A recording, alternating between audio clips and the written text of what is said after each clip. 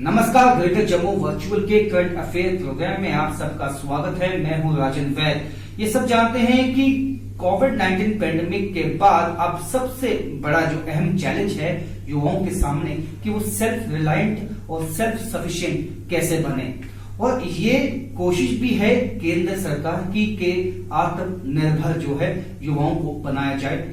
अब ऐसे में कई जो ऑर्गेनाइजेशंस हैं वो सामने आई हैं और उनका ये दावा है कि वो कोशिश में है ताकि एक स्किल डेवलपमेंट प्रोग्राम के तहत, एक आर्टिस्टिक प्रोग्राम के तहत यहाँ के युवाओं को सेल्फ सफिशिएंट बनाया जाए। ऐसी ही एक ऑर्गेनाइजेशन है रोबल नागी आर्ट फाउंडेशन, जिनकी ये कोशिश है कि आर्ट के माध्यम से युवाओं को सेल्फ सफिशिएंट यानी आत्मनिर्भर बनाया जाए। तो आइए जानते हैं अपने करंट अफेयर के प्रोग्राम में कि क्या कुछ इनके पास प्लान है यहाँ के युवाओं के लिए। यहाँ की जो आर्ट फाउंडेशन की जो चेयरपर्सन है रोबल नागी से। मैडम, जो आपका आर्ट है और ये इसके माध्यम से किस तरह से जो स्लम्स के बच्चे हैं, गांव के जो स्टूडेंट्स खासकर हमको कैसे फ़ायदा पहुंच सकता है? देखिए, आज हम जम्मू में हैं, गांधीनगर में, और मिसाल इंडिया जो है, मिसाल मुंबई से शुरू हुआ था क्योंकि मैं मुंबई में रहती हूं। लेकिन मैं हमेशा कहती हूं कि एक गांव या शहर नहीं, पूरा देश हमारा है। Bharat, India is one country, और हम देश के किसी भी कोने में रहें, हम अपने आप को भारतीय ही कहते हैं। और आज हमने जम्मू में मिसाल जम्मू का लॉन्च किया है और मुझे बहुत खुशी हो रही है कि जम्मू को भी हमने अपनी मिसाल इंडिया की टीम में, मिसाल इंडिया की फैमिली में आज जोड़ा है।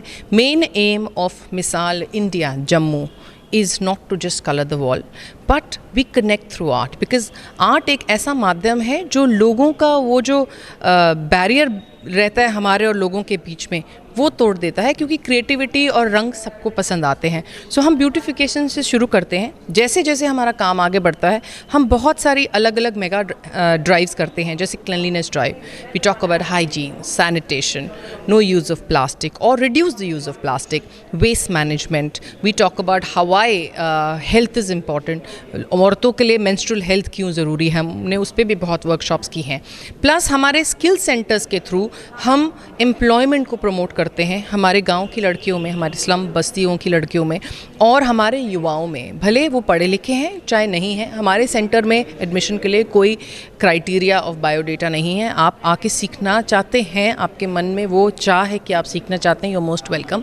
सही मायने में हम अपनी लड़कियों को, हमारी महिलाओं को आत्मनिर्भर, सेल्फ रिलायंट कैसे कर पाते हैं, that is something we do through our centres. Rubal ji, यहाँ पे पहले भी इस तरह के इनिशिएटिव्स लिए गए, कुछ एनजीओज़ की तरफ से, कुछ गवर्नमेंट की स्कीम्स भी बहुत ज़्यादा होती हैं जिनकी अवेयरनेस इन लोगों को नहीं होती है। मिसाल मैं आपको दूंगा, सांबा में एक सैनिटरी पैड का जो काम है, वहाँ की स्लम्स की विलेज की जो महिलाएं थी उन्होंने किया, उनको जानकारी थी और काफ़ी फ़ायदा भी हुआ। लेकिन ये जानकारी उन तक कैसे पहुँची, क्या इस दिशा में काम किया जाता है? जी, जैसे कि मैं हमेशा कहती हूँ अपने हर इंटरव्यू में, इनफैक्ट, कि मैं एडवोकेसी में बिलीव नहीं करती।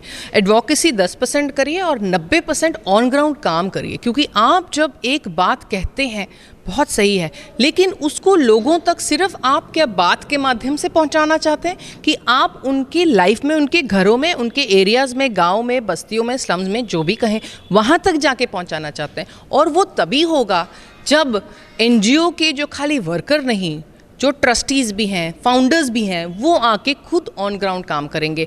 मैं पिछले 5 सालों से हर रोज़ जिस भी शहर में, जिस भी स्टेट में होती हूँ, हर रोज़ अपनी बस्ती में, अपने एरिया में, स्लम में, गांव में, जहाँ पे हूँ वहीं पे रहती हूँ। इसीलिए आज मिसाल इंडिया की 1 मिलियन वॉलंटियर्स की टीम है, क्योंकि जब वो देखते हैं कि फाउंडर खुद आके काम करती हैं और खुद नालियाँ साफ़ करवाती हैं, खुद झाड़ू लगाती हैं, तो हम क्यों नहीं कर सकते? तब वो बदलाव लोगों में आता है। You lead by an example. जब आप देखते हैं, लोग देखते हैं कि वो खुद आके ये कर सकती हैं, तो हम उनके साथ क्यों ना जुड़ें? सो वो बहुत ज़रूरी है कि हम जो बोलें उसे डिलीवर करें। और मेरा मानना है कि जब आप अच्छा काम करते हैं तो आपको बहुत लोगों को बोलना नहीं पड़ता है, बहुत सारे लोग उसके बारे में जानते हैं और आपसे जुड़ते हैं। और इसीलिए मुंबई से शुरू किया हुआ इनिशिएटिव आज 1 साल के अंदर मिसाल इंडिया कैसे बना, क्योंकि हमें देश भर के अलग अलग शहरों से, स्टेट से कॉल आए, ईमेल आए, फॉरेन से भी, हमें बांग्लादेश, श्रीलंका, स्पेन से भी हमें कॉल्स आए कि can we replicate this model in our town, because art से शुरू हुआ एक इनिशिएटिव, रंगों से शुरू हुआ एक इनिशिएटिव पूरे विलेज को आत्मनिर्भर कर दे और पूरे विलेज को सेल्फ रिलायंट कर दे, ये हमने कभी नहीं देखा। स्टूडेंट्स की जो इन्वॉल्वमेंट है वो कितनी अहम है और आपने इसके लिए कुछ कदम उठाए? जी बिल्कुल बिल्कुल, हमारे साथ बहुत यूथ जुड़े हुए हैं। इनफैक्ट अभी 3 दिन पहले जो हमने श्रीनगर में वर्कशॉप्स की हैं उसमें बच्चों की वीडियोस आप देखेंगे तो आप हैरान हो जाएंगे। उन्होंने कहा हमने कभी आर्ट वर्कशॉप की ही नहीं मैम, और 10वीं 12वीं के बच्चों की बात कर रही हूँ, वो बच्चे नहीं हैं, वो युवा पीढ़ी है हमारे देश की। तो हमें इतना अच्छा लग रहा है, ऐसा लग रहा है हमने इतना कुछ एक्सप्रेस कर दिया। मैम हमें रेगुलर बुलाइए। तो जिन भी स्कूल्स और कॉलेजेस में हमने ये वर्कशॉप की है, अब वहाँ पे हमारी बालवाड़ीज़ बन जाएंगी। ऑलरेडी काम शुरू हो चुका है। एक स्किल सेंटर जो हमने दिसंबर में प्रॉमिस किया था वो मैं 5 तारीख को लॉन्च करके आई हूँ। वहाँ पे हमारे पास 48 लड़कियाँ हैं जो काम कर रही हैं, 3 टीचर्स हैं, मशीन्स हैं, सब है।